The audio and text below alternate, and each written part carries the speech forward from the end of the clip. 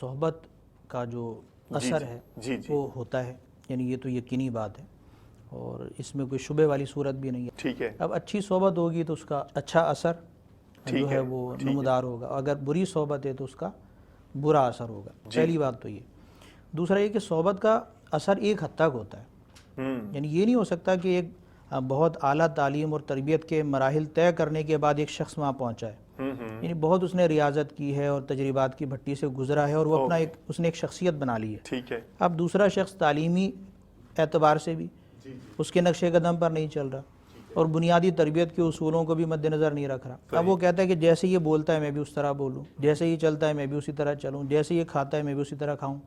جیسے یہ سوچتا ہے وہ ظاہر بات اس طرح تو نہیں سوچ سکتا، اس لیے کہ دونوں کی سوچ میں بہت فرق ہوتا ہے۔ تو یہ آدھی بات تو ٹھیک ہے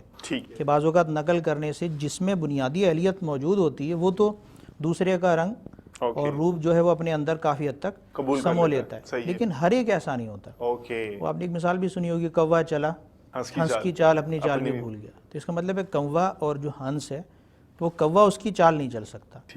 ہنس کے قریب قریب کوئی پرندہ ہوگا وہ اس کی طرح چلے گا تو شاید آ جائے۔ محاورہ ہے لیکن میں پھر بھی اس کی آپ کو سمجھانے کے لیے کہہ دیا۔ تو اتنا یہ تو اور چیز تھا، یعنی نقل کرنے سے آدمی بعض اوقات جس کی نقل کر رہا ہے بہت حد تک اس کی خوبیاں اور صاف اپنے اندر سمو لیتا ہے، لیکن ساتھ ساتھ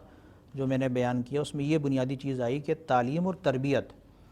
یعنی صرف نقل نہیں، تعلیم کی اور تربیت کی، اپنی دلی اور دماغی تربیت کرنے کے ساتھ ساتھ، علم کے ساتھ ساتھ جب وہ آگے بڑھے گا نا تو پھر وہ اس کی شخصیت کے اندر بہت نکھار پیدا ہو جاتا ہے۔ خلاصہ یہ ہے کہ صحبت کا بہرحال اثر ہوتا ہے اور اچھی صحبت کا اچھا ہوتا ہے اور بری صحبت کا برا اثر ہوتا ہے۔